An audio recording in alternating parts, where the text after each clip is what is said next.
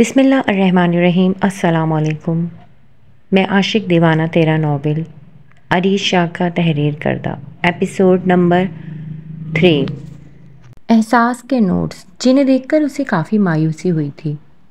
Notes बंद करने से पहले उसने आखिरी सफ़े पर देखा जहाँ बड़े खूबसूरत बेल बोटों के साथ एहसास का नाम लिखा था और इसके साथ जाविक का नाम इस तरह से लिखा गया था कि एहसास का नाम पूरी तरह से कवर हो चुका था, जैसे वो इसके नाम के साथ अपनी हिफाजत चाहती हो। और जाविक के चेहरे पर खूबसूरत मुस्कुराहट खुली। कितना हसीन था यह एहसास कि एहसास उसे अपना मुहाफिज समझती है। इसने मुस्कुराते हुए एहसास के नाम पर अपने लब रखे। अब तो तुमसे मिलना ही पड़ेगा। मेरी बर्थडे प्लानिंग ख़राब की है तुमने, इसकी सज़ा तुम्हें ज़रूर मिलेगी। दिलकशी से मुस्कुराते हुए वो अपना मोबाइल उठाने लगा। लास्ट क्लास के बाद कॉलेज के पिछले में इंतज़ार करूँगा, जल्दी आना। मैसेज लिखकर मोबाइल जेब में डाला, बाहर निकल आया। उसका इरादा एहसास की क्लास में जाने का था। इसके बाद वो एहसास को लॉन्ग ड्राइव लेके जाने का इरादा रखता था, जिसके लिए उसने आयशा को मैसेज करके बता दिया था। इसने क्लास में कदम रखते ही सबसे पहले उसको देखा, जो अपने काम में मगन तेज तेज कुछ लिखने में मसरूफ़ थी। इसने नोट्स लाकर उसकी डेस्क पर रखते हुए उसे घूरा। ये आपकी आखिरी गलती होनी चाहिए एहसास। हिजाब से नोट्स लें और उस कॉपी करें। 3 दिन हुए हिजाब को आए हुए और सारे नोट्स तैयार कर चुकी है। और एक आप हैं, इंतहाई अफसोस होता है आपको अपनी क्लास में देखकर। वो गुस्से से घूरते हुए बोला, जबकि एहसास तो ये सोच रही थी कि काट के देखने के बाद नोट्स का गुस्सा भूल जाएगा, लेकिन वो तो यहाँ उसे हिजाब की काबिलियत की मिसालें दे रहा था। जिस अंदाज में उसने उसे नोट्स दिए थे, इसी अंदाज में उसने नोट्स उठाकर अपने बैग में रख लिए। मैंने कहा कि हिजाब से नोट्स लेकर कॉपी करें, ताकि बैग में डालें। इसकी हठधर्मी पर वो फिर से गुस्से से बोला, आफ्टर क्लास ले लूँगी। वो मुंह बनाते हुए बोली, नोट्स तैयार करके मेरी टेबल पर रख कर घर जाएंगी आप। अपने ऑफिस से निकलते हुए उसने एहसास का टेक्स्ट पढ़ा था, जिसमें उसने कहा था कि वो ज़ारा के साथ घर जा रही है, इसलिए मेरा इंतज़ार किए बिना आप आराम से अपना काम करें। एहसास अब तक हिजाब की वजह से उससे नाराज़ थी और वो ये बात जानता भी नहीं था। और वो कार्ड तो उसने 4 दिन पहले बनाया था, जब इसका इरादा इसे विश करने का था। लेकिन हिजाब को खुद से ज़्यादा अहमियत मिलने देख ना जाने क्यों इसे गुस्सा आ रहा था।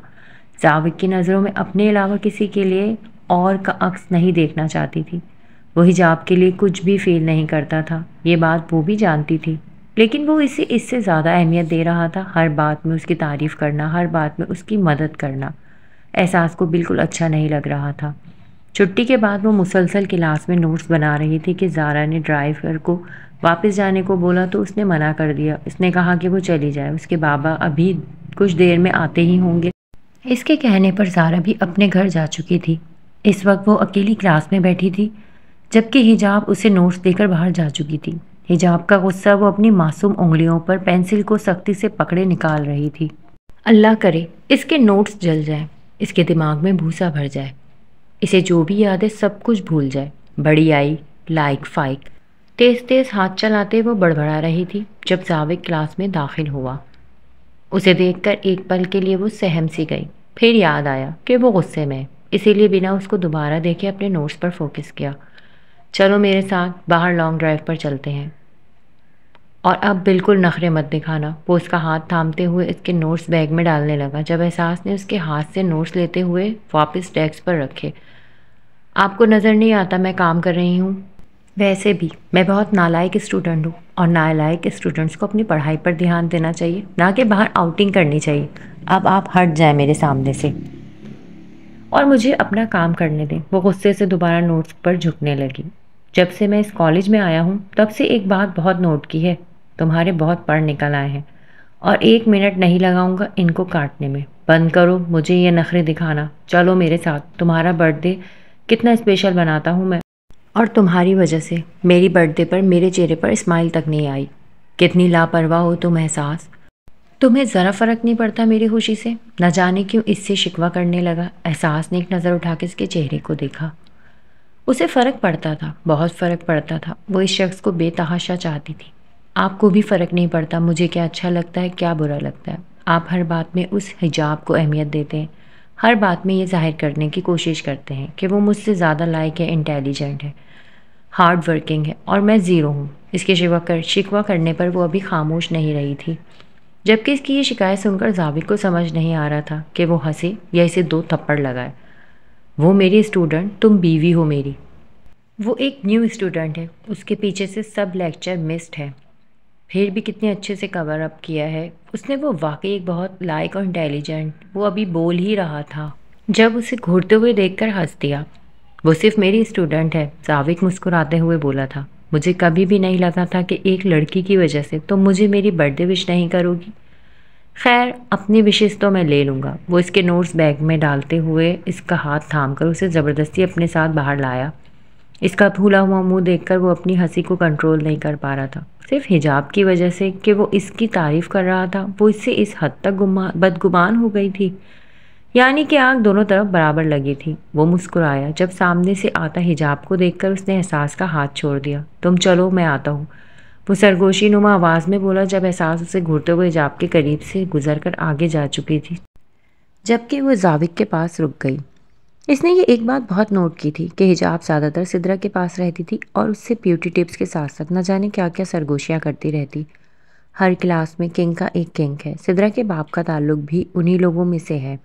सिद्रा ने आज मुझे क्लब बुलाया। क्लब में हमें बहुत कुछ पता चलेगा, लेकिन एक और बात मुझे पता चली है वो ये कि यहाँ पर बहुत सारे लोग जानते हैं कि कॉलेज में ISI वाले हैं। इस केस में कौन कौन काम कर रहा है वो लोग ये नहीं जानते, लेकिन शाम बहुत सारे लोगों की नज़रों में आ चुका है और इसमें शाम को ख़तरा हो सकता है। और मेरे ख्याल में इस वक्त हमें शाम को मंजर आम से हटाना चाहिए। हिजाब ने उसे देखते हुए बताया। ठीक है, वो मैं देख लूँगा, तुम सिद्रा पर नज़र रखो और अरसलान और उमर पर भी। और क्लब में अकेले ना जाना, जाइम को अपने साथ ले जाना, लेकिन किसी को पता ना चलना चाहिए कि तुम जाइम को जानती हो।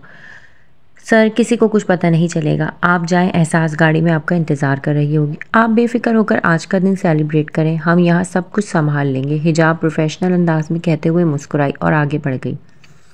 हिजाब को क्लास में अहमियत देना इनके मिशन का हिस्सा था, लेकिन इसे बिल्कुल भी पता नहीं था कि इसे इस बात से एहसास इतना सीरियस ले लेगी। लेकिन जो भी था, इसे इस बात से पता चली थी कि एहसास अपने और जाविक के दरमियान किसी को भी बर्दाश्त नहीं कर सकती। ये बात सोचकर जाविक बहुत खुश था। आज का दिन स्पेशल बनाने के लिए उसने कुछ खास नहीं किया था, लेकिन अपने एहसास के साथ वो आज का सारा दिन गुजारना चाहता था। ये दिन उसकी ज़िंदगी का सबसे खूबसूरत दिन था। वो एहसास को लॉन्ग ड्राइव पर लेकर जा रहा था। वो आज का सारा वक्त उससे सिर्फ और सिर्फ एहसास के नाम कर देना चाहता था, और एहसास भी खामोशी से उसके साथ बैठी, कभी उसकी शरारती नज़रों को देखती तो कभी उसके हाथ में अपना हाथ। कभी कभी वो खुद को बहुत खुश नसीब समझती थी। ऐसे चाहने वाले भी ज़िंदगी में कम ही मिला करते हैं, लेकिन कभी कभी वो इसकी दीवानगी से घबरा जाती। इसके बाप ने शादी के लिए तैयार नहीं था और जाविक हर वक्त उसे अपने साथ देखना चाहता था। न जाने इनकी शादी इसके बाप और शौहर के दरमियान क्या नाचाकी पैदा कर देगी। लेकिन एक बात वो अच्छे से जानती थी कि उसका बाप ये शादी नहीं चाहता। एहसास जानती थक के उसका बाप उसकी शादी जाविक से कभी नहीं करे, किसी कीमत नहीं करवाएगा, जबकि वो अपनी सारी जायदाद उसके नाम लिख देगा। लेकिन सबसे ज़रूरी था वो मकान जिसमें वो लोग रहे थे। जाविक इस बाप की आखिरी निशानी तो जो जाविक कभी किसी से खुद से दूर नहीं कर सकता था। अगर उसे एहसास अपनी ज़िंदगी में चाहती तो अपनी ज़िंदगी में बहुत सारी चीज़ों की कुर्बानी देनी पड़ती थी। एहसास से वो मोहब्बत का दावा तो करता था, लेकिन वो अपने माँ बाप की आखिरी निशानी भी इस तरह से किसी के हवाले नहीं कर सकता था। रहमान साहब इसके ऑफिस को किस तरह से संभाल रहे थे, इसकी दौलत का किस तरह से इस्तेमाल कर रहे थे, इसने कभी नहीं जानना चाहा था।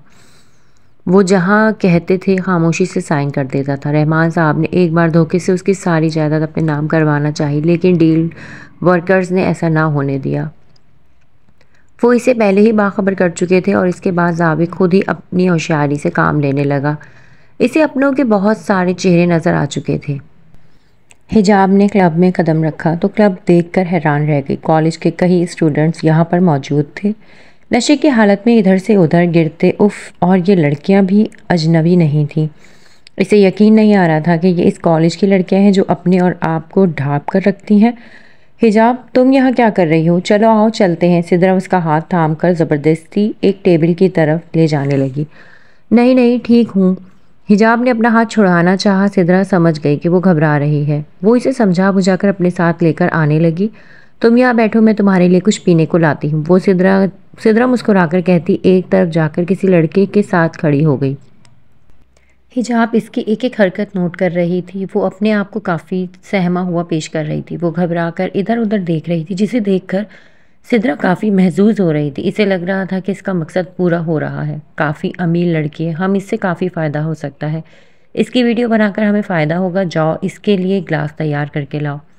सिद्रा के हुक्म के मुताबिक वो लड़का फ़ौरन काउंटर की तरफ चला गया और एक गिलास लाकर उसको दे दिया। वो खामोशी से गिलास उठाए वापस आ गई। मुझे प्यास नहीं लगी है Sidra, thank you so much. हिजाब ने घबराते हुए गिलास खुद से बरी किया। घबराने की ज़रूरत नहीं है, सिर्फ जूस है। यहाँ सब आज़ाद है, आज़ादी तुम भी जैसे चाहो रह सकती हो। वो ज़बरदस्ती जूस का गिलास उसके लबों से लगाते हुए बोली। हिजाब को मजबूरन जूस पीना पड़ा। थोड़ी देर में उस गिलास में अपना काम कर दिया। उसे होश और हवास से बेगाना होते देख सिद्रा ने पीछे खड़े लड़कों को इशारा किया। इशारा मिलते ही वो इसकी तरफ आए थे। साविक, ये किसका घर है? हम यहाँ क्यों आए हैं? एहसास ने घर देखते हुए इससे पूछा। ये एक बहुत ही खूबसूरत मगर छोटा सा मकान था, जिसमें हर तरह से जदीद तरीन आसाइशों से सजाया गया था। इसके इस तरह से सवाल करने पर जाविक ने उसका हाथ थामा और उसे बाहर ले आया। अभी तो घर के अंदर कदम रखे हुए 2 मिनट भी नहीं हुए थे कि वहाँ से वापस ले आया था। क्या हुआ जाविक, हम वापस जा रहे हैं? यूँ अचानक वो बाहर के रास्ते उसके साथ चलते हुए पूछने लगी। जब जाविक ने उसे दरवाज़ा पे लाकर उसका हाथ छोड़कर दरवाजे के बोर्ड की तरफ इशारा किया, वो परेशान नज़रों से उसे देखते हुए बोर्ड को देखने लगी, जहाँ पर बड़े अल्फाज में एहसास जाविक शाह लिखा हुआ था। जाविक, ये हमारा घर है? वो बोर्ड पर हाथ फेरते हुए बेचैनी से पूछने लगी। हाँ मेरी जान, ये हमारा घर है, मेरा और तुम्हारा। शादी के बाद हम यहाँ रहेंगे। ये घर मैंने सिर्फ तुम्हारे लिए बनवाया है। मैंने बहुत सोचा। एहसास, फूफा जान से ज़िद लगाने का कोई मकसद नहीं है। वो ये घर चाहते हैं तो मैं देने के लिए तैयार हूँ। मानता हूँ मेरे माँ बाप की आखिरी निशानी है, लेकिन यादें दिल में होती हैं और मेरे माँ बाप मेरे दिल में ज़िंदा हैं। इसीलिए मैं वो मकान उनके नाम करने के लिए तैयार हूँ। बस अब तुम यहाँ आने की तैयारी करो। उसके माथे पे अपने लब रखते हुए बोला। इसके लिए वो अपने माँ बाप की आखिरी निशानी तक देने पर तैयार था। ये सोच इसकी आंखों में पानी भरने लगा। खबरदार एहसास, अगर तुमने एक आंसू बहाया, तुम्हें मालूम है मुझे तुम्हारी आंखों में आंसू बिल्कुल अच्छे नहीं लगते। अब चलो मेरे साथ अंदर, अभी हमने पूरा घर देखना है, लेकिन सबसे पहले मैं तुम्हें हमारा रूम दिखाना चाहता हूँ, जो सारा का सारा मैंने खुद डेकोरेट करवाया है। तुम्हें यकीनन बहुत पसंद आएगा। वो इसका हाथ थामे इसे ऊपर ले जाते हुए बोला। जब उसका फ़ोन बजा, जाइम का फ़ोन आते देखकर वह एक नज़र एहसास को देखकर थोड़ा साइड होकर फ़ोन उठाने लगा। सर सिद्रा ने हिजाब को ज़बरदस्ती कोई चीज़ पिलाई है। इसके बाद 2 लड़के उसे कमर में डाले ले गए हैं। न जाने उसके साथ क्या करने वाले हैं। प्लीज़ आप जल्दी आएँ। जाइम मैसेज देते हुए जल्दी फ़ोन बंद कर चुका था ताकि किसी को शक ना हो। एहसास, तुम घर देखो, तब तक एक काम करके आता हूँ, और अगर मैं नहीं आ सका तो तुम बेशक ड्राइवर के साथ घर चले जाना। और घर की चाबी इसके हवाले करते हुए बोला। ये तुम्हारा घर है, तुम जब चाहे जब यहाँ आ सकती हो। अगर काम ज़रूरी ना होता तो मैं इस तरह छोड़ के ना जाता। वो उसके माथे पर लब रखते हुए फ़ौरन बाहर की तरफ भाग गया, जबकि इसकी मजबूरी को समझते हुए मुस्कुराई। उसे सारी ज़िंदगी उसकी मजबूरियों को समझना था। वो सिर्फ इसका नहीं बल्कि पूरे वतन का था। वो इसकी सलामती की दुआएं मांगती ड्राइवर को घर छोड़ने का कहने लगी, क्योंकि ये घर वो इसके साथ देखना चाहती थी। हिजाब कमरे के अंदर बेहोश पड़ी थी जब एक लड़के ने कैमरा ऑन किया और दूसरा लड़का शर्ट उतारते हुए इसकी तरफ बढ़ा था। सिद्रा करीबी खड़ी किसी की आबरू को बेलिबास होते देख रही थी।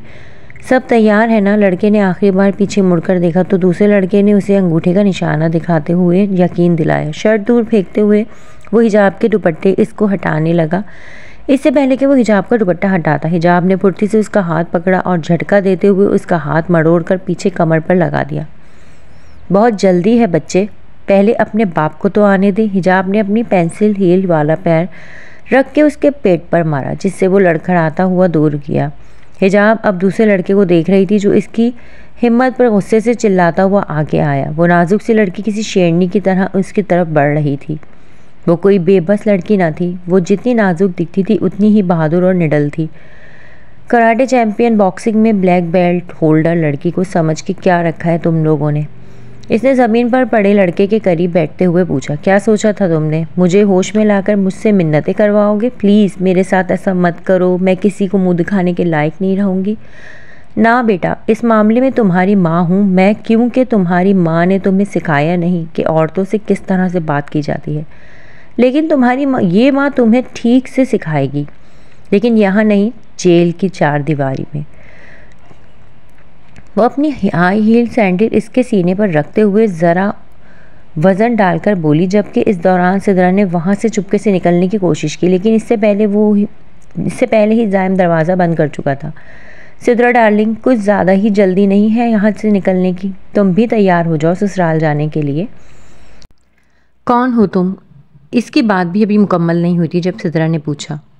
अरे बच्ची, अभी तारुफ करवाया तो सही, तुम्हारी और इन सब की माँ हूँ, और अब तुम्हारे पिछवाड़े पर पेटी लगा लगा कर बताऊंगी कि कौन हूँ मैं। जो काम तुम्हारी कम अकल माएँ नहीं करवा सकी वो मैं करवाऊंगी। चलो आज ज़्यादा बातें नहीं, मेरी अच्छी बेटी, चल तुझे अकल की अलिफ बे पढ़ाती हूँ। एक ज़ोरदार थप्पड़ लगाकर सिद्रा के मुंह पर झाड़ते हुए बोली, तुम्हें क्या मुझे देखने के लिए बुलाया गया है? वो ज़ाइम को घूरते हुए बोली, जो मोहब्बत पाश नज़रों से उसका ये अंदाज देख रहा था। हिजाब, कभी मूसा को तो इतने प्यार से मुखातिब नहीं किया तुमने, ज़ाइम ने अपने मासूम बच्चे का नाम लेते हुए कहा, जिसकी माँ को अपनी औलाद से ज़्यादा दूसरों की औलाद की माँ बनने का शौक़ चढ़ा था। 1 अरब से ज़्यादा का माल हम जब्त कर चुके हैं। हम किंग को एक बहुत बड़ा नुकसान देने में कामयाब रहे हैं। आधा मिशन हमल कर चुके हैं, क्योंकि गैंग के आधे लोग हमारे कब्जे में हैं, और इसकी दौलत का सबसे बड़ा हिस्सा भी हम जब्त कर चुके हैं।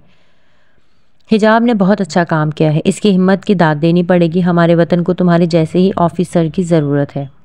हिजाब, good job, well done. Javik ने खुलकर इसकी तारीफ़ की थी, जब उसने मुस्कुराती हुई नज़रों से ज़ाइन की तरफ देखा, जिसकी तारुफ में जाविक ने एक लफ्ज़ भी नहीं बोला था।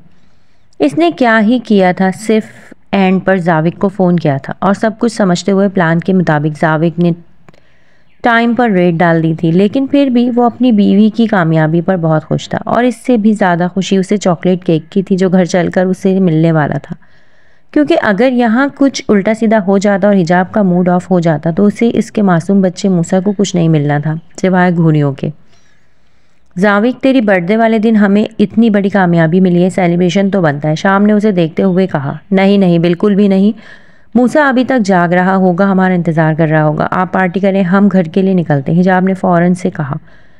राइट, सबसे पहले फैमिली, शाम ने उसकी बात पर मुस्कुराते हुए कहा। नो सर, सबसे पहले वतन, फिर फैमिली, हिजाब ने उसकी बात पर मुस्कुराते हुए कहा। जब जाविक सर हिलाकर रह गया, शायद आगे चलकर उसकी ज़िंदगी भी ऐसी ही होनी थी, लेकिन वो जानता था एहसास सब कुछ समझ जाएगी। वो शाम के साथ होटल में बैठा अपने बर्थडे सेलिब्रेट कर रहा था जब उसका फ़ोन बजा।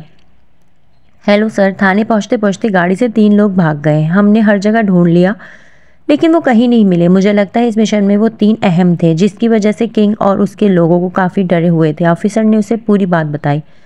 भागने वालों में जावेद, सिद्रा और अरसलान शामिल है। फ़ोन रखकर उसने शाम को सारी बात बताई, लेकिन उसके लिए वो इतने परेशान नहीं थे। ये उनके लिए कोई बड़ी बात नहीं थी। अगर वो क्लब तक पहुंचकर इतने लोगों को गिरफ्तार कर चुके थे, तो किंग तक पहुंचना भी उनके लिए मुश्किल ना था, क्योंकि इसका बहुत सारा माल उनके कब्जे में था, जिसे छुड़वाने के लिए वो कुछ भी कर सकता था। वो लोग जिनके लिए ख़ास थे, गैंग उन्हें भगा चुका था, और अब जाविक को किंग को ढूंढने की ज़रूरत नहीं थी। वो खुद इस पर हमला करने वाला था, और उसके ग्रुप के 4 लोगों की तफसील लेकर ज़रूर उनके साथ कुछ उल्टा सीधा करके अपना पैसा वापस लेने वाला था, जिसके लिए जावेद, शाम और हिजाब, ज़ाइम चारों तैयार थे। हिजाब और ज़ाइम अपने बेटे मूसा को कल ही वापस बोर्डिंग भेजने वाले थे, जबकि शाम को इस बात की कोई टेंशन ना थी। उसकी कोई फैमिली ना थी, वो यतीम था जो अपने वतन के लिए कुछ करने की खातिर आर्मी ज्वाइन कर चुका था। जबकि जाविक के बारे में इंफॉर्मेशन निकालना इतना भी आसान ना था। जाविक के बारे में आर्मी वाले भी इतना ही जानते थे कि उसके वालिदैन एक एक्सीडेंट में गुजर चुके हैं। इस वाक़े को तकरीबन 1 हफ्ता गुजर चुका था। एहसास के पेपर शुरू होने वाले थे, जिसकी वजह से वो इससे बिल्कुल तंग नहीं कर रहा था। सिद्रा का इतने दिन गायब रहना सब ने नोट किया था। सिद्रा के साथ साथ कॉलेज के बहुत सारे स्टूडेंट के बारे में पता चला था कि वो किसी क्लब में नशे की हालत में पाए गए हैं। सब ने यही कहा कि अमीर बाप की बिगड़ी हुई औलाद है, ये काम उनके लिए कोई बड़ा नहीं है। ऐसे मामलों में ना पढ़ते हुए सब अपने अपने काम से काम रखा। वो क्लास लेकर बाहर आया तो शाम क्लास के बाहर खड़ा था। क्या बात है मेरे मजनू, क्या हुआ? ज़ारा नहीं आई क्या? शाम के ज़ारा के लिए पसंदीदगी वो नोट कर चुका था, जिसकी वजह से वो अक्सर से छेड़ता था। वो जानता तो नहीं था कि ज़ारा के साथ उसकी मोहब्बत सही है या गलत, वो कभी इसका नसीब बनेगी या नहीं। लेकिन शाम की आंखों में इसके लिए एहसास देखकर उसे अच्छा लगा था। वो जानता था कि शाम एक बहुत अच्छा इंसान है और किसी भी लड़की का नसीब बन सकता है। इसे बहुत खुशी हुई थी कि जब शाम ने कहा कि मेरी भाभी हर वक्त तेरी भाभी के साथ घूमती रहती है। और इस जाविक ने शाम की बहुत दुर्गत बनाई थी। लेकिन एक दिन शाम ने परेशानी से उससे पूछा, यार मैं तो इसका टीचर हूँ, वो तो मुझे अपना टीचर ही समझती होगी ना। और दुनिया की नज़र में ये बात कितनी गलत है कि एक टीचर अपने स्टूडेंट के साथ। शाम की परेशानी पर वो मुस्कुराया। शाम, ना तो ज़ारा का टीचर है और ना ही मैं एहसास का टीचर हूँ। बस हम अपने मिशन के लिए इस कॉलेज में हैं और कुछ ही दिनों में हम यहाँ से चले जाएंगे। अभी इनका मिशन पूरी तरह से ख़त्म नहीं हुआ था, जिसकी वजह से अभी भी वो इसी कॉलेज में मौजूद यहाँ के गैर कानूनी काम पर नज़र रखे हुए थे। लेकिन शाम की बातें सुनकर कभी कभी जावेद एक दिल चाहता था कि उसे लगा के दो रख दे। जो अक्सर उससे कहता था कि ज़ारा उसकी मोहब्बत को कबूल करेगी, जबकि ज़ारा के बारे में उसने एहसास से जितनी भी इंफॉर्मेशन ली थी उसे ये पता चला था कि वो आर्मी वालों को बहुत पसंद करती है। आई हुई है, सामने बाहर की तरफ देखते हुए कहा, जहाँ वो ज़ारा एक दरख्त के नीचे बैठ गई थी। चेहरे पर परेशानी लिए घबराई नज़रों से इधर उधर देख रही थी, जैसे किसी की नज़रों से छुप जाना चाहती हो। ये इतनी घबराई हुई क्यों है? जाविक ने उसे देखते हुए पूछा। पता नहीं, मुझे लगता है इसे कोई परेशानी है। भाभी को भेजना पूछने के लिए शाम ने जैसे उसकी मिन्नत की थी, जबकि वो इसकी बात पर सर हिलाता अंदर चला गया। मिस एहसास जावेद शाह, क्या ज़ारा आपकी दोस्त है? वो इसकी डेस्क पर दोनों हाथ रखते हुए पूछने लगा। इस वक्त क्लास में बहुत कम स्टूडेंट थे और वो इनके सामने ये सवाल क्यों पूछ रहा था, एहसास को समझ ही ना आया। वो तो बस अपने नोट्स पर झुकी हुई थी, जबकि हिजाब भी इसी को घूर रही थी। जी हाँ, वो मेरी बेस्ट फ्रेंड है, एहसास ने बताया। बहुत अच्छी बात है कि आपकी दोस्त है, लेकिन शायद आप नहीं जानते कि जब आपकी बेस्ट फ्रेंड परेशान हो, स्ट्रेस में हो, तो आपको इसका साथ देना चाहिए, ना कि यहाँ बैठकर अपने नोट्स बनाने चाहिए। शायद आपको अंदाज़ा भी नहीं कि ज़ारा कब यहाँ आपके पास से उठकर बाहर दरख्त के नीचे बैठी रो रही है। क्या? इसकी बात सुनकर एहसास परेशानी से खड़ी हो गई। वो सुबह से जानती थी कि ज़ारा परेशान है, लेकिन इससे बात को लेकर वो इससे कई बार पूछ चुकी थी, और अब ज़ारा यहाँ से उठकर कहाँ चली गई वो खुद भी नहीं जानती थी। वो तो अपने नोट्स बनाने में मसरूफ़ थी।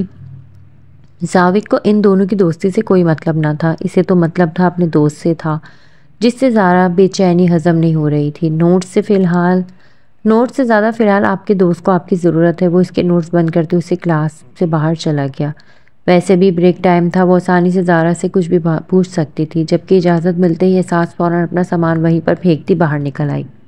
वो वापस आकर शाम के करीब खड़ा हो गया और अब वो दोनों इन दोनों को एक साथ बैठे बात करते देख रहे थे। इतने दूर से वो क्या बातें कर रही थी उसे समझ नहीं आ रहा था।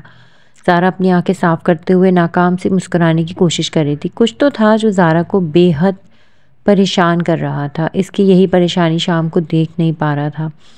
जाविद और शाम ने न जाने कब से इन दोनों को बातों में मसरूफ़ देख रहे थे। ऐसा लग रहा था कि वो इससे वजह जानने में कामयाब रही है, लेकिन वजह जानने के बाद वो खुद भी बहुत परेशान हो गई थी और इसकी यही परेशानी शाम को परेशान कर रही थी। यार, ये लड़की तो हमेशा हंसती बोलती रहती है, अचानक इसे हुआ क्या है? कहीं घर में कोई मसला ना हो? शाम का ध्यान बाहर की तरफ था। आने दे, तेरी भाभी को आकर बताएगी क्या मसला है, इसने शाम के कंधे पर हाथ रखते हुए कहा। यार, ये लड़की हमेशा हंसती मुस्कुराती अच्छी लगती है। वो समझ चुका था कि ज़ारा की उदासी शाम को अच्छी नहीं लग रही। शायद मोहब्बत ऐसी ही होती है, ऐसी ही मोहब्बत तो वो भी करता था अपने एहसास से। थोड़ी देर के बाद वो ज़ारा के करीब से उठकर अंदर की तरफ आई। जब शाम ने उसे जाने का इशारा किया, वो शाम को देखता हुआ एहसास की तरफ आ गया। सब ठीक है ना? वो उसे घबराए हुए देखकर पूछने लगा। जावेद, वो दरअसल मुझे कुछ एहसास से बोला ना गया। इस तरह की सिचुएशन उसकी ज़िंदगी में पहली बार आई थी। बोलो एहसास, क्या बात है? ज़ारा परेशान क्यों है? क्यों रो रही थी वो इतना? जावेद फिर से पूछने लगा। इसे कुछ पैसों की सख्त ज़रूरत है। मैं मामा बाबा को इस बारे में नहीं बता सकती और वो भी अपने माँ बाप से पैसे नहीं ले सकती। अगर इसे पैसे नहीं मिले तो कुछ बहुत बुरा हो जाएगा, एहसास ने उदासी से कहा। तुम फिक्र मत करो एहसास, बताओ मुझे कितने पैसे चाहिए? इसे जाविद ने इसके कंधे पर हाथ रखते हुए कहा। 50,000, एहसास ने एक नज़र दूर बैठी ज़ारा की तरफ देखते हुए बताया। इतने पैसों का क्या करेगी वो? एक स्टूडेंट्स का सारा खर्चा उसके वालिदैन उठा रहे थे, वो इतने पैसों का क्या करेगी? वो सोच में पड़ चुका था। पता नहीं, बस उसे चाहिए। इसने मुझसे मदद मांगी और मैं इसकी मदद करना चाहती हूँ। 2-2.5 हज़ार तो मेरे पास हैं, बाकी आप दे दें, मैं आहिस्ता आहिस्ता आपको वापस कर दूँगी।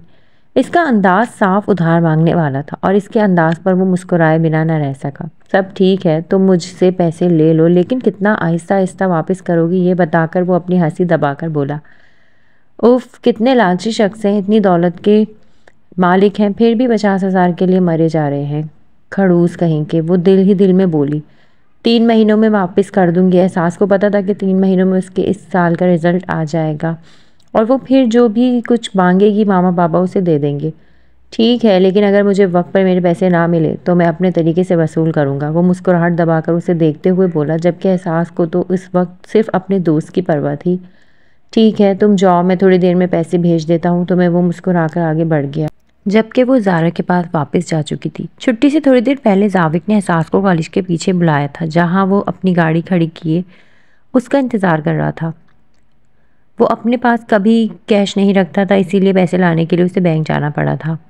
वैसे तो शाम ने भी उसे ऑफ़र की थी कि वो पैसे खुद दे देगा, वैसे भी मसला ज़ारा का है और ज़ारा का मसला उसका मसला है। लेकिन जाविक ने कहा कि पैसे ज़ारा ने नहीं बल्कि उसकी बीवी ने मांगे, इसीलिए ये मसला है। तो शाम खामोश हो गया। ये लो, अपनी दोस्त को दो कि वो अपना मसला हल कर सके, इसने पैसे देते हुए कहा। थैंक यू जाविक, मैं आपके पैसे जल्दी वापस कर दूंगी, इससे यकीनन ज़ारा की प्रॉब्लम दूर हो जाएगी। वो खुशी खुशी बोली, लेकिन मेरी परेशानी बन जाएगी। वो इसका हसीन खुशी से चहकता चेहरा देखते हुए बोला। आपकी कौन सी परेशानी जाविक? वो इसे देखकर पूछने लगी। करोड़ों की जायदाद का इकलौता वारिस, 50,000 से उसे क्या फ़र्क पड़ना था। हाँ, मेरे पैसे जा रहे हैं और ना ही कोई गारंटी दी जा रही है वापसी की, और ना ही तुमने अपनी कोई चीज़ मेरे पास उधार रखी है जिससे मैं तुम पर यकीन करके ये पैसे दे दूँ। वो भी सीरियस अंदाज में बोल रहा था। अब वो बात बात पर कह रही थी कि वो पैसे लौटा देगी, तो वो भी तो मौके का फ़ायदा उठा ही सकता था। आप मेरा ये ब्रेसलेट रख लें। वो उसी का पहनाया हुआ ब्रेसलेट उसे दिखाते हुए बोली। तुम हाथ से निकालो तो सही, मैं हाथ ना काट दूँ तुम्हारा। इसे ब्रेसलेट का हुक निकालते हुए जाविक ने फ़ौरन उसका हाथ थामकर उसे आंखें दिखाई। 20 लाख की मालियत का ब्रेसलेट वो 1 सेकंड में 50,000 के लिए उतारने को तैयार थी। तो फिर मैं आपको क्या दूं जिससे आपको यकीन हो जाए कि मैं ये पैसे आपको वापस दे दूंगी? एहसास उसे देखते हुए बोली, जबकि अंदर ही अंदर इस तरह से देखकर खौल उठी थी। वो इसे इतना भूखा टाइप भी कभी नहीं लगा था। तुम ऐसा करो, इन पैसों के बदले तुम रोज़ मेरा एक काम कर दिया करो। 3 माह तक मुझे मंजूर है। एहसास बिना सोचे समझे बोली, जबकि उसके अंदाज पर वो फिर से मुस्कुराया था। गुड, तुम्हें ऐसे ही मेरी सारी बातें माननी चाहिए। खैर, तुम्हें रोज़ मुझे किस करना होगा। वो इसे शाबाशी देते हुए बोला, जबकि इसकी बात सुनने के बाद एहसास का मुंह खुल चुका था। तुम्हारा 3 माह का वक्त आज से स्टार्ट हो रहा है।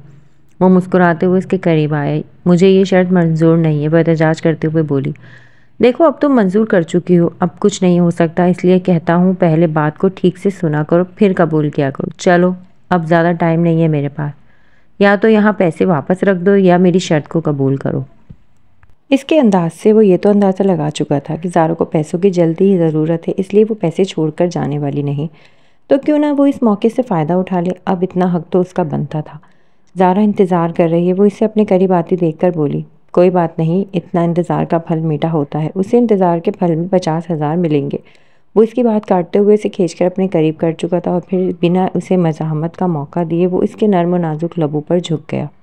इसके लबों पर अपनी मोहब्बत की मोहर सबत करते वो पीछे हटा और इसका सिर्फ चेहरा देखने लगा। अब तुम यहीं बैठी रहीं तो मैं अपना शौहर वाला हक भी आज ही वसूल करते हुए एक बार फिर से तुम्हारे करीब आ जाऊँगा, क्योंकि ये तो मेरे 50,000 की कीमत है। शौहर का हक तो मैं कभी भी कहीं भी हासिल कर सकता हूँ। वो आंख दबाता हुआ एक बार फिर से उसके करीब आया, जबकि उसे एक बार फिर से अपने करीब आता देखकर एहसास ने फ़ौरन गाड़ी का दरवाज़ा खोला और बाहर निकल गई, जबकि वो इसे इस तरह से भागते हुए देखकर मुस्कुराया था। जाविक किसी कीमत पर एहसास को तलाक नहीं देगा। आयशा पेपर्स एक तरफ फेंक कर उठकर जाने लगी। वो कौन होता है मेरी बच्ची को तलाक ना देने वाला? गलती हो गई हमसे जो इसके साथ निकाह कर दिया, लेकिन अब मज़ीद नहीं। मैं ये गलती दोहराऊंगा नहीं, बल्कि अपनी बेटी की शादी किसी बहुत अमीर इंसान से करवाऊंगा। इससे कहो कि जल्द से जल्द मेरी बेटी को फारिग करे। रहमान गुस्से से बोले। रहमान, क्या हो गया है आपको? अब तो वो मकान भी आपके नाम करने को तैयार है, सारी जायदाद देने को तैयार है, फिर क्यों आप ये सब कर रहे हैं? अब तलाक ज़रूरी तो नहीं, वो आपकी शर्त मान तो रहा है, आयशा ने समझाते हुए कहा। अब नहीं चाहिए मुझे इसका ये मकान और इसकी वो दौलत, कुछ नहीं चाहिए मुझे जावेद शाह का, क्योंकि अब मेरे पास उस घर और उस जाविक की दौलत से भी ज़्यादा पैसा होगा। इतना अमीर शख्स है वो, दौलतमंद, करोड़ों अरबों का मालिक। उसके सामने तो जाविक कुछ भी नहीं। वो चाहे तो खड़ा खड़ा पूरा मुल्क खरीद सकता है। अरे सिर्फ हक महर में करोड़ों देगा। बदबख्त औरत, सोच अपनी बेटी के बारे में। ऐश करेगी, रहमान उसे समझाते हुए बोला।